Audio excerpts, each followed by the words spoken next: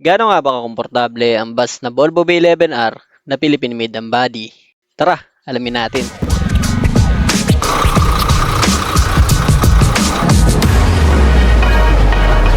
Gusto ko 100 kasi 200 at benta.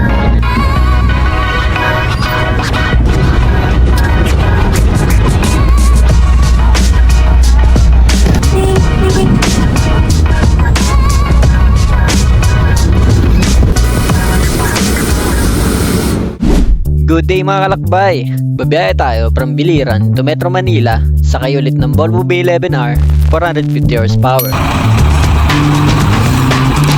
Pero this time, sasakyan natin na nag-iisang gawa ng Almazora Motors Corporation. Ang AMC ay ang pinakamatagal na vehicle bodybuilder dito sa Pilipinas. Bali, ang engine at chassis nito ay galing sa bansang Sweden, pero ang body ay dito na ginawa sa bansa. One of the features itong Almazora Touristar ay naka-decker. Kaya expected na napakaluwag ng mga apartment nito na kahit na motor ay magkakasya. Di na mangangamba ang mga pasahero na baka magkaroon ng mga bagahe sa pasilyo dahilan kaya nahihirapan makalabas ang mga pasahero. Sa biyahe na to, aalamin natin ang performance ng unit, kung komportable ba ito kumpara sa mga nasakyan nating China buses, at kung ano nga ba ang performance ng Volvo V11R pakalipas ng 5 taon nito sa serbisyo. Kaya ano pang hihintay natin? Tara, maglakbay muna tayo.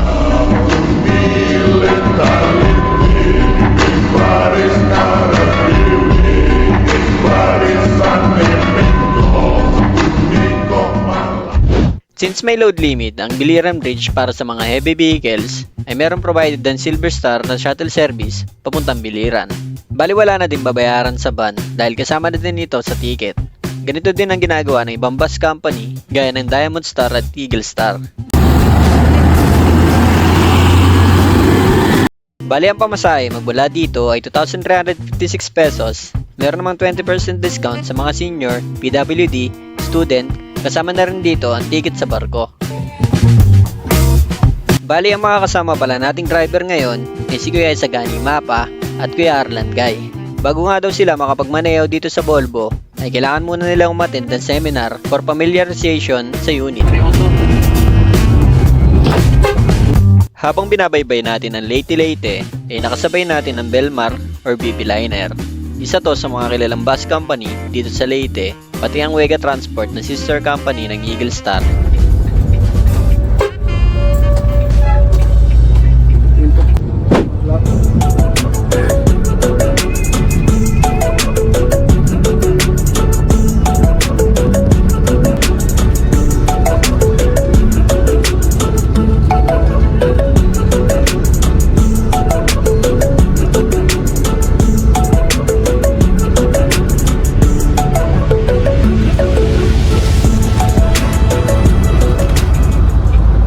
Nang makarating tayo sa Limon Leyte, napagpasyahan ng mga driver na i-transfer sa sinasakyan natin ang galing Ormoc dahil kakaunti lang ang pasahero. Kung ating makikita, ay ganun din ginawa ng Eagle Star at Diamond Star.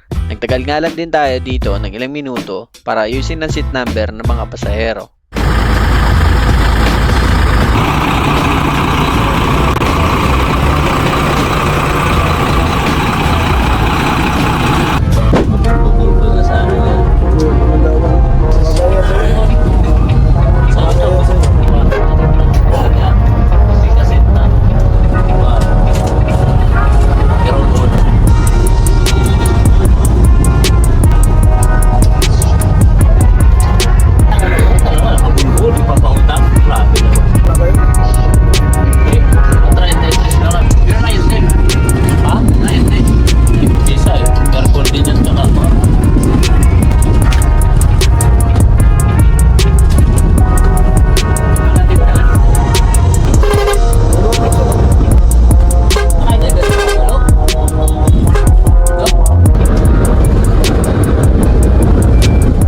Dito ay napagkwentuhan ng mga driver ang experience nila sa Volvo at pinakita ni Kuya Sagani ang features nito, particularly ang cruise control.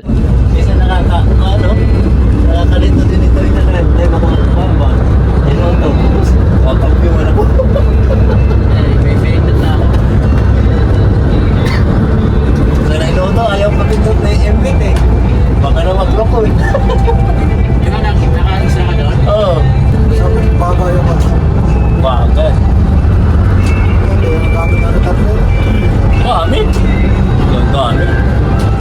Dito, pinakita niya na pwede din iset ng manual ang cambio at meron din itong button ng power mode for better performance. Makambyo na talaga. Makarikta. Eh doon nga yung pupunta namin dito. Andun saan, bintikan ako ng Raymond. Daywang. Ay, sunod-sunod na ako sa pagdating din sa ahon.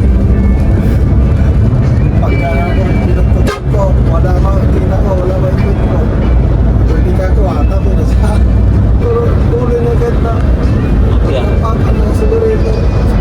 Nasa ako sa daan lang. Sa daan lang to. pagpata- Naragyan niya tuloy. Ano ba?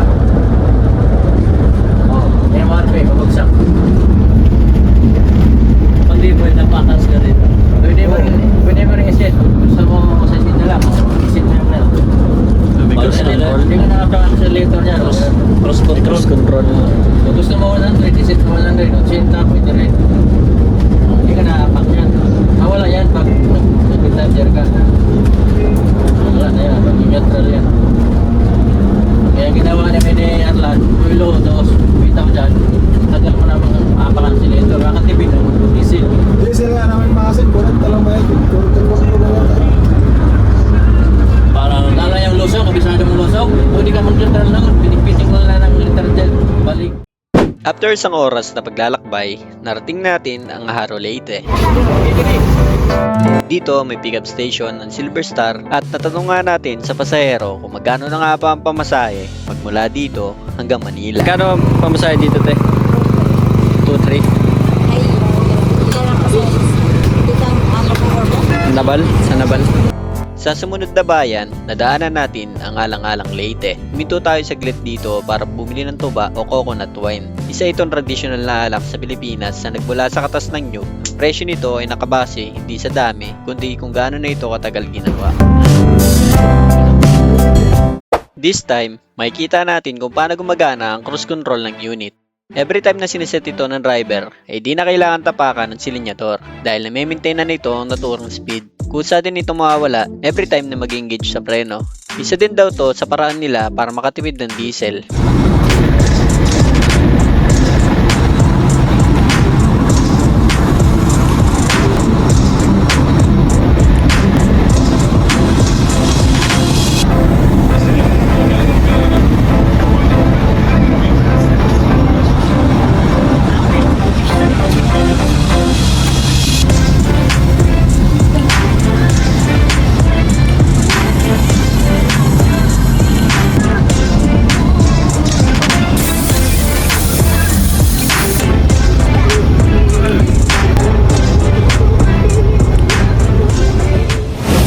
Pasado alas 11 na makarating tayo dito sa Tacloban. This time, magbabadiesel muna ang ating bus na sinasakyan. Sabi ng driver, nagra-range daw ito ng 350 to 450 liters padiretso ng Manila. Matipid daw ito ng bahagya kumpara sa iba nilang unit. Dumaan din tayo dito sa Tacloban Terminal. Dito ang pinakasentro ng sakayan papunta sa ibang bayan dito sa Eastern Visayas. Meron din ditong bus na bumabiyahe patungong Mindanao, Cebu at Bohol.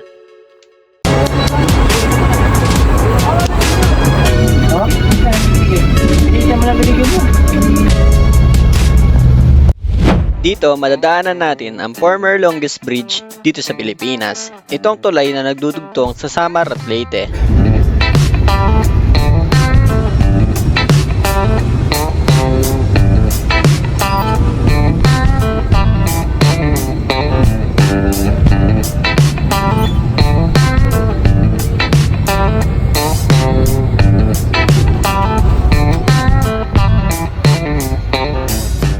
Finally, narating na natin ang first meal stop dito sa Santa Rita. Ito ang unang bayan na ating madadaanan dito sa Samar. Dito din ang official first stopover ng ating biyahe.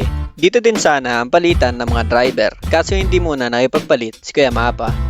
Nadaanan din natin ng breakdown na Bohol Bus Cargo. Ang mga driver nito ay dati ding taga Silver Star. Nagbigay sila ng ayuda at pagkain sa kapwa driver dahil may katagalan na sila dito.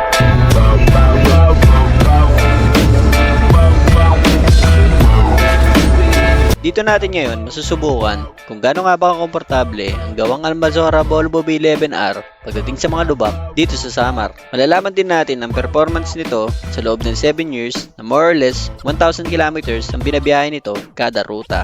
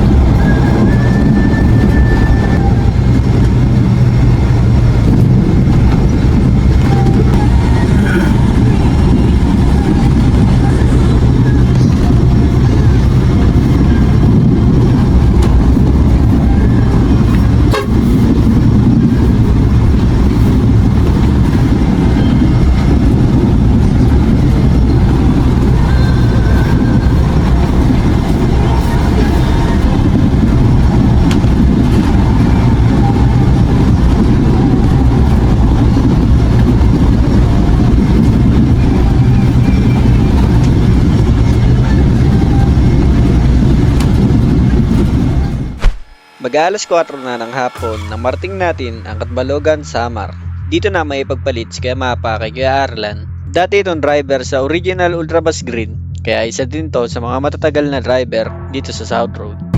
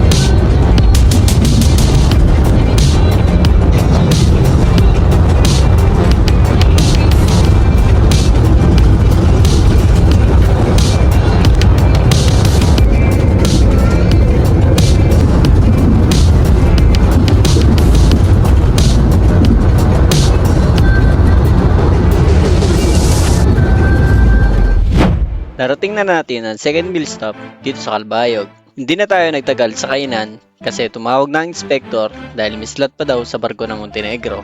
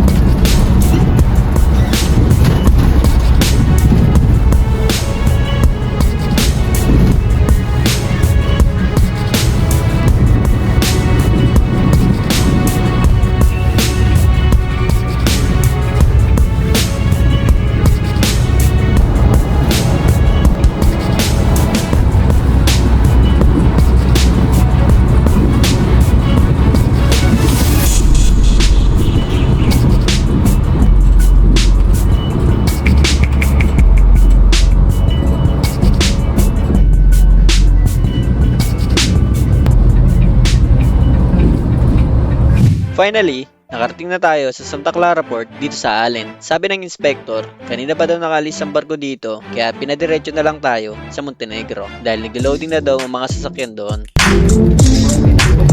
Sakto ay nakahabol tayo sa pang-alas 8 na barko dito sa Port of Montenegro. Dito madalas nasakay ang DLTV dahil partnership nila ito.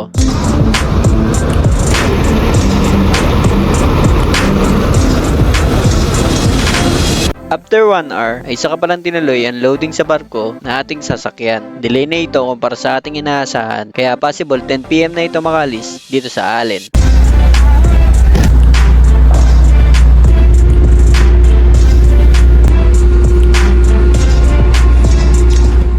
Pasado na nga alas 12 na makarating tayo sa Port of Matnog. Mabilis lang ang naging biyahe sa barko, sadyang napakatagal lang talaga ng loading sa Montenegro, kaya delay ng 2 hours ang naging biyahe. Nakapila na ang lahat ng bus habang inaantay ang mga pasahero. Mahalagang kabisado mo ang bus number na iyong sinasakyan para di ka maligaw sa bus dahil minsan ay pare-parehas ito ng unit. Mahalaga ding makinig sa announcement sa port terminal para maiwasan ang maiwanan ng barko dahil minsan nauuna ang bus makatawid pero ang pasahero ay naiiwan pa sa kabilang port. This time, si Kuya Mapa na ulit na mag-on wheel magmula dito sa Matnog Port hanggang Libmanan. Maganda na ang mga kalsada dito kaya medyo bibilis na rin ang ating biyahe. Kumpara sa Samar, malayong malayo ito sa kalsada ng Sorsogon kaya makakatulog na namang himbing ang mga pasahero. May nakasabay na rin tayong bus na galing Mindanao at Eastern Visayas. This time, makikita natin ang performance ng Volvo V11R na 7 years na sa serbisyo. Pinya-pinya mo talaga yan, pero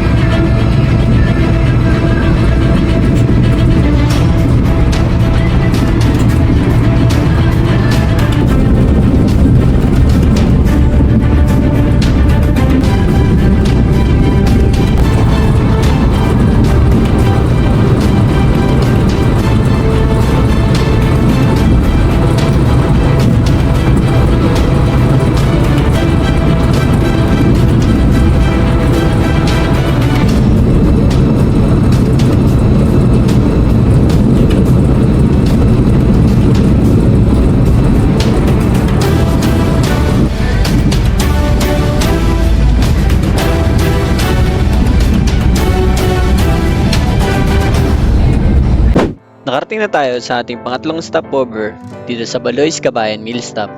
Kasabay rin natin dito ang mga bus ng DLTV na galing Eastern Visayas.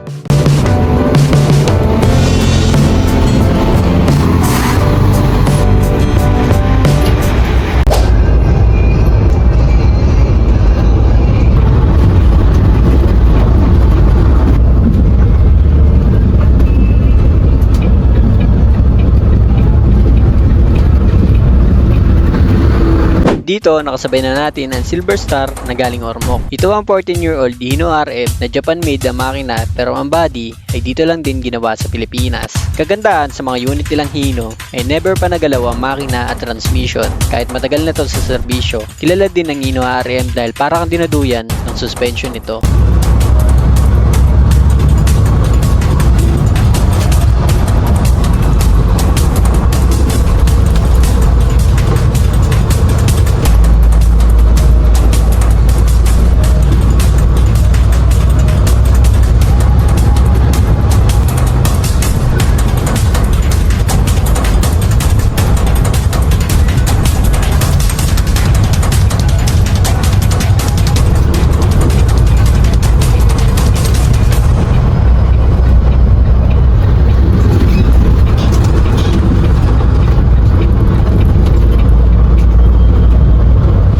Pagkarating natin ng San Fernando Camarines Sur, ay nagpa-diesel muna tayo dito sa dating mill stop ng Beltranco.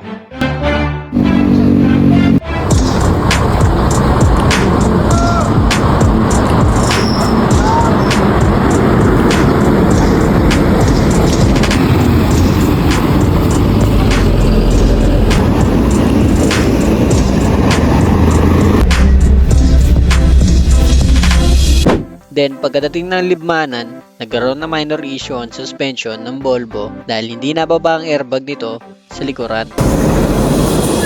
Naramdaman daw ito ng driver pagbaba sa barko, mabuti na lang marunong mag-reset itong si Yamaha kaya naremedyohan kahit papano. Naka-electronically controlled air suspension na ito, kaya automatic itong nag-a-adjust based sa road condition. Pero nagloko ito kaya nanatiling nakaangat ng parting likuran, tanging empleyado lang din ng Volvo ang may access na makakapag-adjust nito sa ECU para umayos.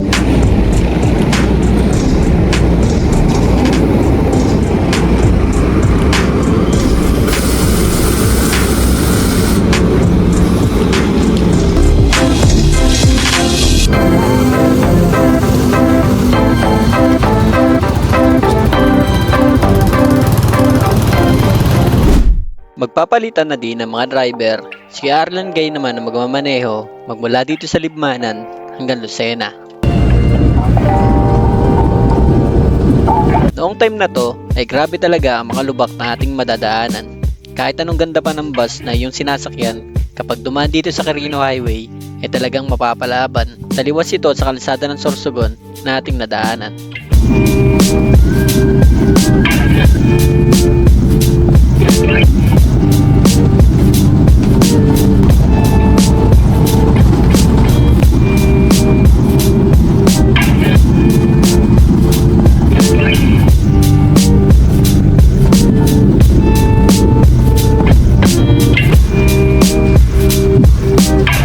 Dito, madadaanan natin ang boundary ng Bicol at Quezon Province. Halos walang pinagkaiba ang kalsada dito kumpara sa Quirino Highway. Nagkataon pa na may minor issue ang ating sinasakyan kaya dahan-dahan lang ang ating takbo. Ang mahalaga sa ngayon ay makarating na maayos sa ating paroroonan.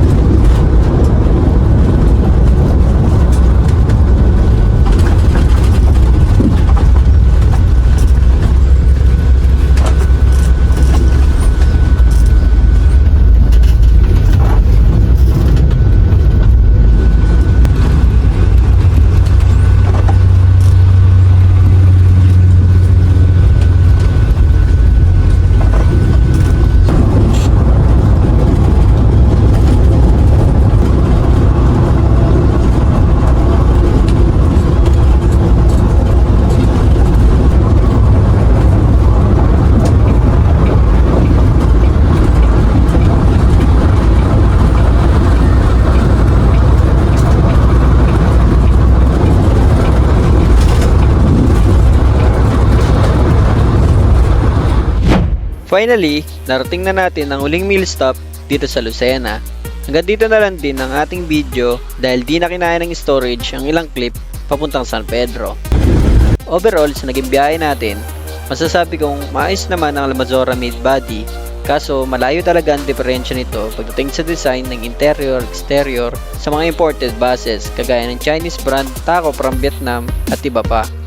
Nagpapasalamat tayo sa dalawang mabait na crew sa pag-discount at pa-free meal sa buong biyahe. I recommend na masubukan nyo din itong one and only design ng Almazora lalo na kapag madami kayong bagahe na dala dahil sobrang lawak ng compartment nito.